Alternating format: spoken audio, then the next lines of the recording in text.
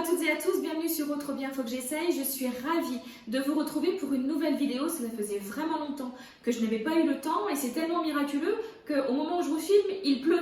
Alors pardon d'avance pour la luminosité et peut-être même que vous entendez un petit peu les gouttelettes comme ça sur la vitre de mon bureau. Juste une petite parenthèse personnelle pour vous expliquer un petit peu pourquoi j'ai été silencieuse ces derniers temps.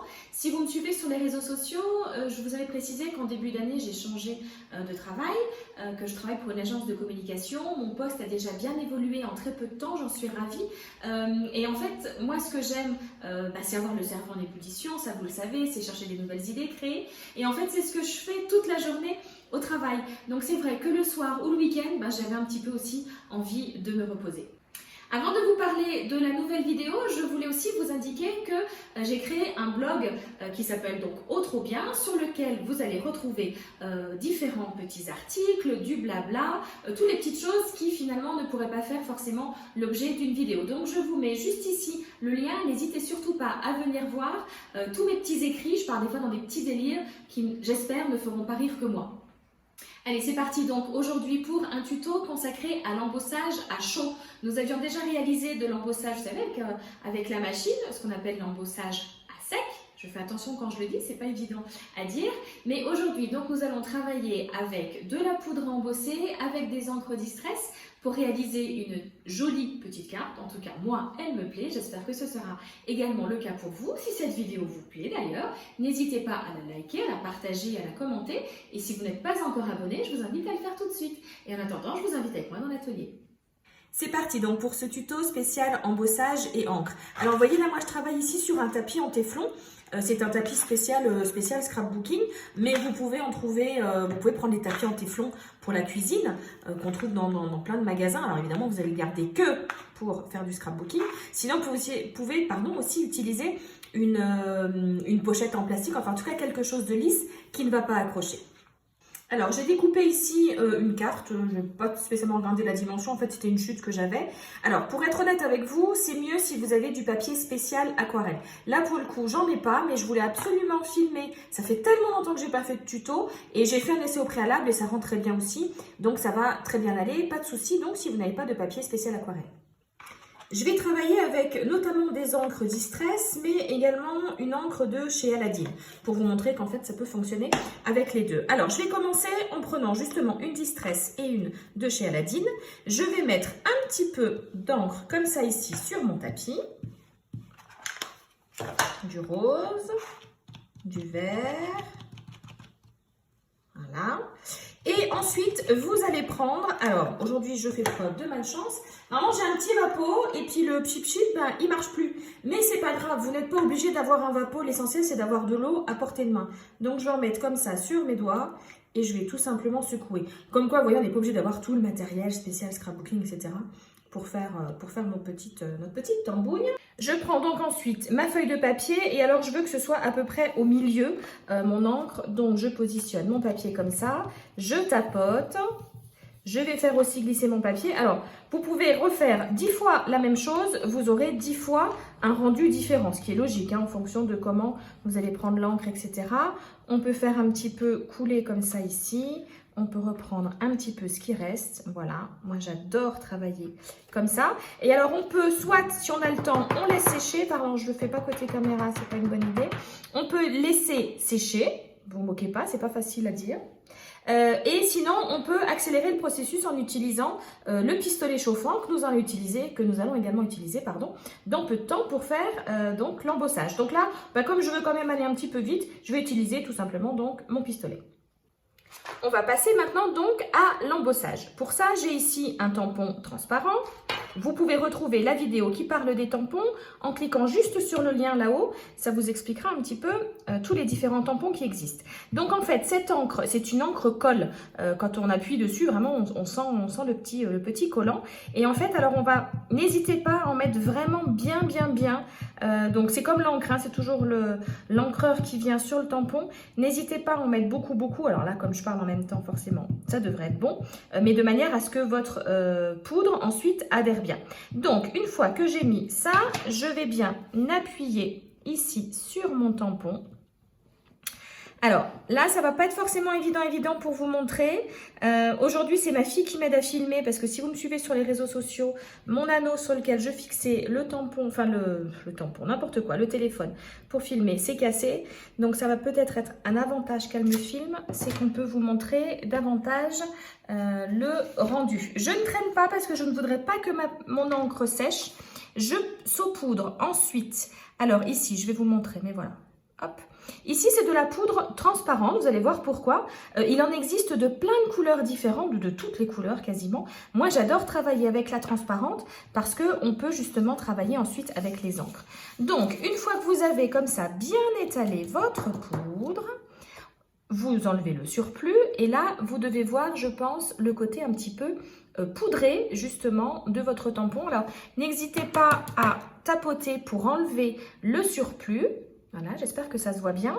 La poudre qui est là, je vais tout simplement, c'est pour ça que j'avais travaillé sur une feuille, je vais tout simplement la remettre comme ça dans mon petit pot. Alors en France, j'avais un petit tapis un petit peu spécial. Franchement, on s'en passe aussi très bien. Voilà. Donc, maintenant que j'ai ma poudre ici, je vais reprendre mon headgun, mon pistolet chauffant, et je vais faire sécher la poudre. Alors, je vous explique avant de le faire, parce que sinon, ça fait un boucan pas possible. En fait, quand vous allez sécher, vous allez voir que votre poudre devient brillante. Ça fait comme un vernis, en fait. Hein. Quand on prend des publicités, des fois, on voit un côté un petit peu brillant. C'est un petit peu le même effet. Tout le reste va être mat, et ça va être brillant. Votre headgun, vous avez en général deux positions. Choisissez la position numéro 1, ni trop près ni trop loin. Si vous êtes trop près, vous allez cramer votre papier. Si vous êtes trop loin, ça ne va pas chauffer. Donc voilà, c'est parti, je me mets à chauffer.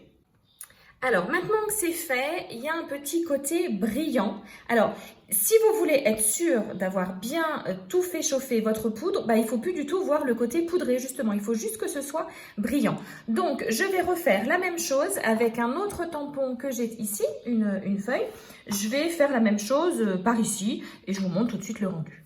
Alors, vous savez que dans mes vidéos, je suis honnête avec vous et quand je fais des petites bêtises, je vous le dis. Mon tampon, je pense qu'il n'était pas, et je pense pas, je suis sûre, il n'était pas suffisamment bien nettoyé entre les rainures. Donc, vous voyez, ça fait un petit peu, on voit un petit peu des résidus de l'ancienne encre. Mais bon, avec la suite qu'on va faire, ça devrait pas trop se voir. Mais en tout cas, voilà, je préfère vous dire, être honnête avec vous et vous dire les petites bêtises que je viens de faire. Je reprends maintenant mon encre Distress et je prends mes petites mousses comme ça. Alors, petite astuce, si vous n'avez plus de mousse, vous pouvez très bien remplacer. Alors, c'est beaucoup moins durable dans le temps, mais comme moi ici, c'est de la feutrine. En fait, ici, j'ai du mal à trouver, ici au Mexique, pour celles qui me rejoignent pour la première fois, il y a certaines choses que j'ai vraiment du mal à trouver. Système D, donc vous voyez, si vous n'en avez pas, ou si vous êtes en rade, ça peut faire l'affaire. Donc, je prends de l'encre comme ça sur ma mousse et je vais aller sur la fleur que j'ai fait tout à l'heure et je vais tout simplement frotter, frotter, frotter, toujours dans le même sens et vous découvrez que la fleur, du coup, elle ressort. Elle ressort comme si j'avais tamponné en blanc finalement. Et alors, plus votre encre sera foncée et plus vous allez insister sur le motif, plus le motif va ressortir. Regardez, moi, j'adore le rendu. Je vais faire la même chose avec le vert, avec ma feuille qui est là. Voilà, donc là, vous voyez, il va falloir que j'insiste beaucoup plus parce que comme mon vert est beaucoup plus clair, ça ressort moins. Et puis en plus, je pense que ce vert-là, il a un petit peu vécu. Mais voilà, en tout cas, le rendu. Restez bien jusqu'à la fin de la vidéo. Je vais vous montrer d'autres exemples de pages que j'avais réalisées, pareil, avec ces encres. Alors, tant que je suis avec mes encres et ma petite mousse, je vais faire en fait tout le contour comme ça. Je le fais très souvent aussi dans mes tutos, dans mes créations. Voilà, donc là, il y avait une petite goutte tout à l'heure, mais c'est pas gênant. De toute façon, on ne peut jamais être sûr de l'endroit où l'encre va se poser, etc. Donc voilà, donc je vais faire comme ça tout le tour. Alors, j'ai retamponné ici, mais vraiment avec mon encre, la feuille qui est ici. J'ai fait la fleur qui est là. Et alors, je vais retamponner une deuxième fois. Enfin, je vais remettre de l'encre une deuxième fois. Et en fait, je vais tamponner ici. Je le mets juste dans mon bon sens à moi. Je ne vais pas faire l'intégralité du motif. Je le mets comme ça dans l'angle. J'appuie fort. C'est un petit peu comme dans les papiers peints ou les tissus, on n'a pas toujours un motif entier et j'aime bien l'idée de faire des moitiés ou des tiers ou des quarts de motifs. Je retourne le tampon pour avoir de l'encre et je refais ici. Je termine ma petite carte en mettant ici, là j'ai mis une petite phrase, il ne peut y avoir d'arc-en-ciel sans une petite pluie. J'ai également un autre tampon comme ça. J'aime bien rajouter un petit peu du noir même sur des choses très colorées. Ça fait encore plus ressortir justement le côté très coloré. Donc voilà, hop, j'appuie bien fort. Et j'en ai encore un autre petit qui fait un petit peu comme une petite couture comme ça. Je vais tamponner ça par là-haut. Voilà. Et le refaire peut-être aussi en bas. Tac. Par ici. Voilà. Et alors tout à l'heure, j'avais découpé des petits papillons, mais je me dis que ça va faire trop en fait. Non, je ne vais pas les mettre. J'avais découpé des petits papillons dans un papier où j'avais tout simplement mis de l'encre rose comme ça ici. Mais finalement, celle-ci me plaît très bien. Et alors, je vais juste vous montrer celle que j'avais réalisée juste avant de filmer pour faire un test. Alors voilà, regardez, dans la même idée, alors du coup, le papier était un petit peu plus petit. C'est lequel que je viens de faire avec vous? Non, c'est celui-là, voilà, j'avais un doute. Les autres fleurs, du coup, je les avais mises plutôt en bas. Mais vous voyez, les deux mêmes techniques, exactement les deux mêmes techniques, les deux mêmes couleurs, les mêmes tampons, etc. Je vais avoir un rendu un petit peu différent. Voilà, par exemple, vous voyez, je ne les ai pas mis dans le même sens, bon ça, c'est encore pas très grave. Mais voilà, les fleurs n'étaient pas tamponnées au même endroit. Mais voilà, c'était un petit peu pour vous montrer le même résultat avec exactement le même matériel et je vous montre maintenant 2-3 petites pages réalisées il y a fort longtemps. Alors voilà une page réalisée donc il y a effectivement quelques temps et alors ici l'embossage c'était avec une poudre blanche. Alors en plus j'adore cette photo, c'était si vous me suivez sur les réseaux, sur Facebook, je l'ai publiée il n'y a pas longtemps, c'était lors d'un spectacle de danse dans l'école de danse où nous faisions partie avec Lisa en France et voilà, donc j'adore cette photo. Alors pour la petite anecdote, je sais même plus où je suis, si, je suis juste là, mais alors pour savoir que c'est moi, on avait toutes des perruques, je ne suis pas reconnaissable. Si vous voulez que je vous montre cette photo de moi avec la perruque, vous me le dites en commentaire et je la publierai sur les réseaux sociaux. Donc voilà, donc ici c'était avec de la poudre blanche. Ici, alors, c'est une vieille photo de mon Alexis qui faisait un splash dans la piscine. J'ai remarqué juste en sortant la feuille qu'ici il manquait le petit H, c'est pas très grave. Ici, justement, il y avait aussi de l'embossage. Donc, vous voyez, ça fait ressortir le blanc. Et de l'autre côté, j'avais fait exactement le même tampon, mais en mélangeant deux couleurs de distress. Donc voilà, je la redescends pour vous montrer le rendu global. Cette page-là, alors, c'était pas avec de l'embossage. Là, c'est ma petite Lily. Sachant qu'elle va avoir 15 ans au mois d'octobre, voilà, ça ne rajeunit pas. Mais en fait, le fond était travaillé aussi à la distress. Ça faisait aussi la méthode dite un petit peu de réserve comme ça, où c'était en fait avec du gesso. Donc, pareil, c'est une petite technique que je me ferai un plaisir de vous montrer incessamment. Et alors, un album, mais alors, que j'adore, mais qui a vécu de chez Vécu, que j'ai fait je ne sais combien de fois en atelier. Il a même été abîmé ici. Mais en fait, je voulais juste vous montrer cette page qui est ici, où il y avait eu également de l'embossage avec une poudre blanche. C'est pareil, c'est une photo avec ma Lily. J'espère sincèrement que cette vidéo vous aura plu et que vous allez lâcher un maximum de petits pouces bleus pour m'encourager pour les prochains tutos. N'hésitez pas, si vous n'êtes pas encore abonné, à vous abonner donc à la chaîne. Comme je disais également au début de la vidéo, n'hésitez pas à venir voir le blog, Trop bien, à venir vous inscrire sur la page Facebook, Trop bien. Il y a également le groupe. Alors j'avoue, le groupe, ces derniers temps, je n'ai vraiment pas eu le temps de m'en occuper, mais vous êtes quand même nombreuses à venir partager des petites choses, c'est bien agréable.